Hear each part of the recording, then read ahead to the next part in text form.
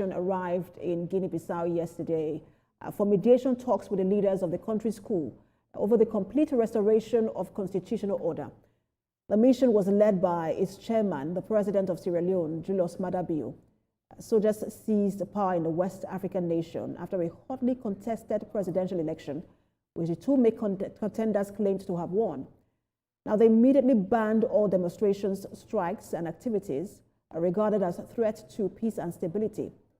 ECOWAS suspended Guinea-Bissau from its decision-making bodies shortly after, maintaining it will stay out until the restoration of full constitutional order in the country. The UN Secretary General Antonio Guterres demanded same.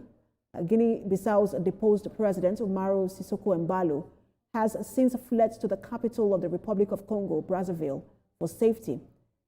The military junta has installed the country's former army chief of staff as the head of the military government, which is to oversee a one-year transition period. He has appointed a new 28-member government, most of whom are allies of the deposed president.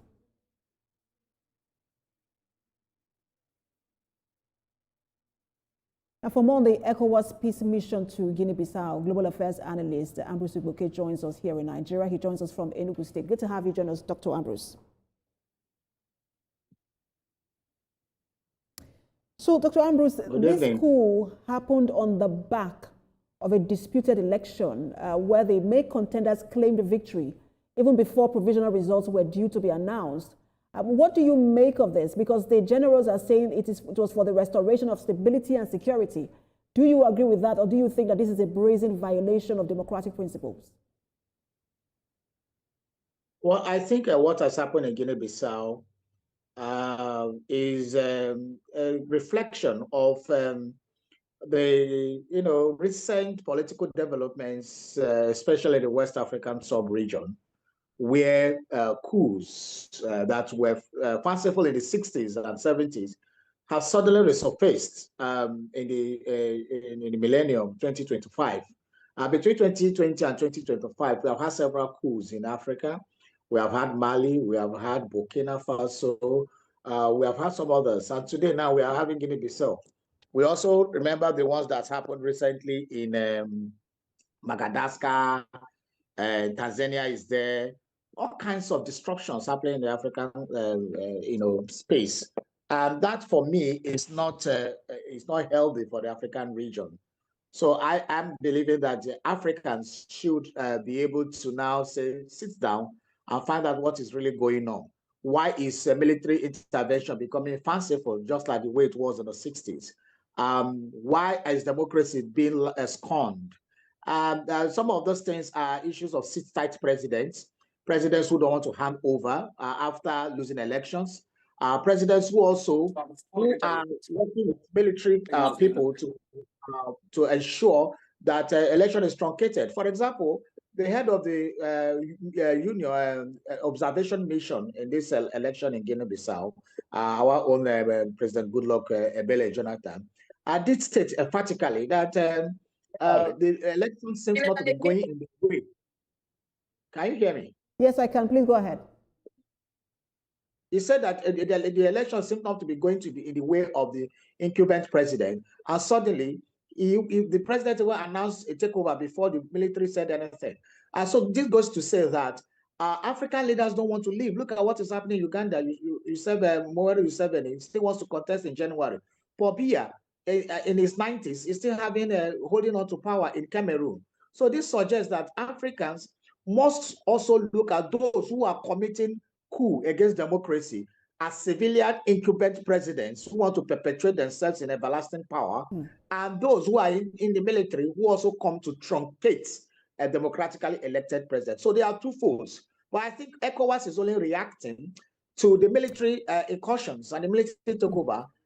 Dr. Ambrose, I will come to the response of ECOWAS in just a moment, but I want to stay on what you're talking about, because in most countries where we've had a coup or coups on the continent recently, sometimes you even find the citizens rejoicing because for them there has been a trail of bad governance, and then sometimes it's also followed by protests, the days of protests, and then a military coup. But this particular coup was off the back of an election even before results were read. even before there was a protest over any result. Can we not consider this particular one an outlier when it comes to other coups that we've seen on the continent? This one is not, because the one can say it's an outlier or whatever, whether it's positive or negative, is the actions of the military people that took over. For example, it happened in Nigeria after the June 12, 1993 presidential election. We were sure out of the 21 states then, there were 14 that already been counted, which already gave a majority to MKO Abiola. And that is why they keep saying that MKO Abiola is a president in waiting.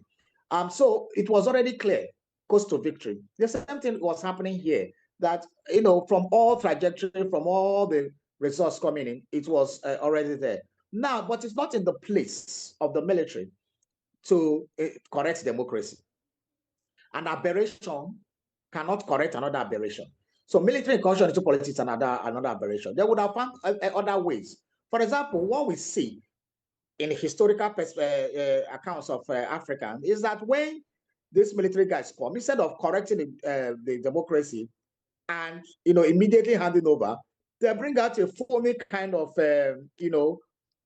transition program, 2 years, 3 years. It doesn't need to take that much. In Nigeria, we had Abacha died in 1998 June. By 29th May 1999, we have handed over less than 1 year. So it shows that transition does not need to take 5 years, 3 years, 4 years. And when we see that most of those military people, they're coming, give a bogus transition of 3 years, and before you know it, they remove their khaki, and then and I will get to that in just a moment, because that's a very interesting point you're making. They have promised 1 year transition. We will get to that. But I want to circle back to the point we're about to make about ECOWAS intervention. The military junta in Guinea-Bissau has now appointed, they have a 28-man cabinet. One of them is the foreign minister, Bernardo Vieira. He has said that the ECOWAS would remain engaged. It sounds like a very different tone this time from both sides. When you compare, what happened between ECOWAS and Niger Republic, what precedents do you think the Niger coup and how ECOWAS handled it has set for how it is handling the coup in Guinea-Bissau? I think this was different. What has happened now is that the tone, notwithstanding, it's still the same tone ECOWAS used. The same tone they used in Mali is still the same tone they are using here. The same tone they used in Niger. The same tone they have used in Burkina Faso. Condemning first, they condemn the coup. Secondly, their demand for restoration of the civilian or democratic government in power. And thirdly, if they are not cooperating to restore that, they exclude or excommunicate the country from the ECOWAS sub-region. And those are the steps they have taken. So there was nothing different from what ECOWAS did in those now. But the response is basically what we can interrogate and say maybe there's a difference between the defiant posture of Niger, Mali, and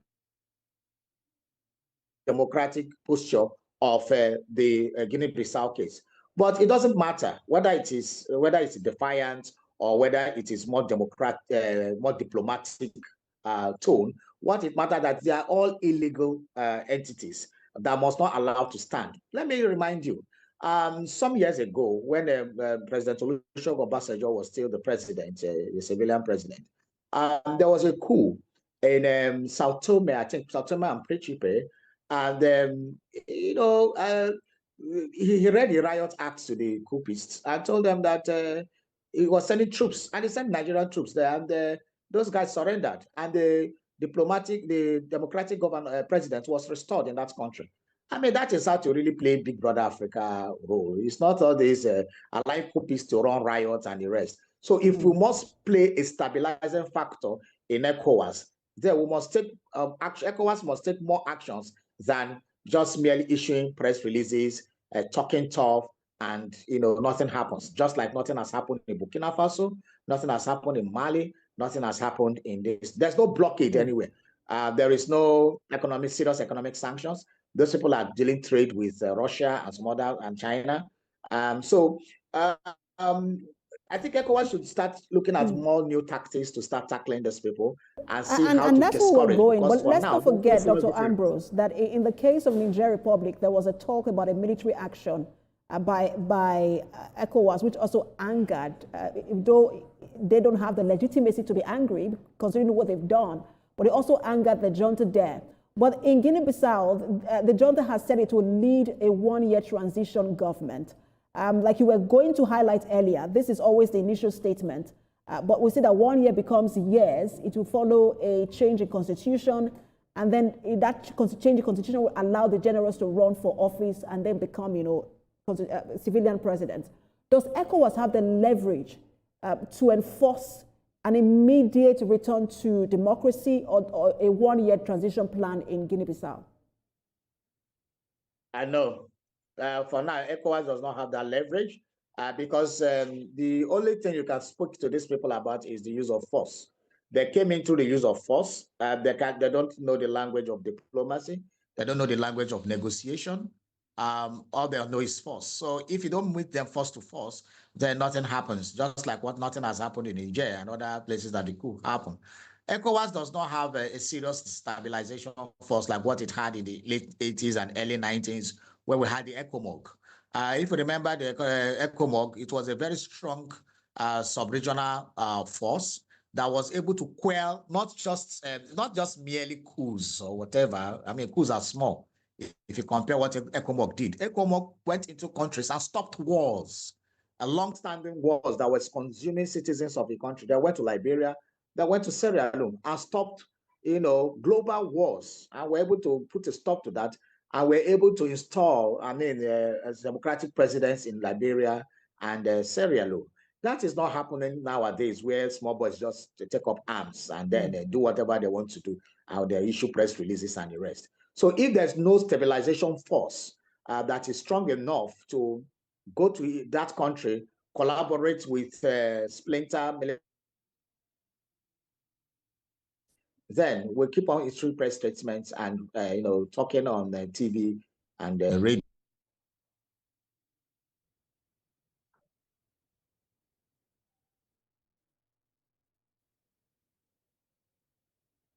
Precious, can you hear me?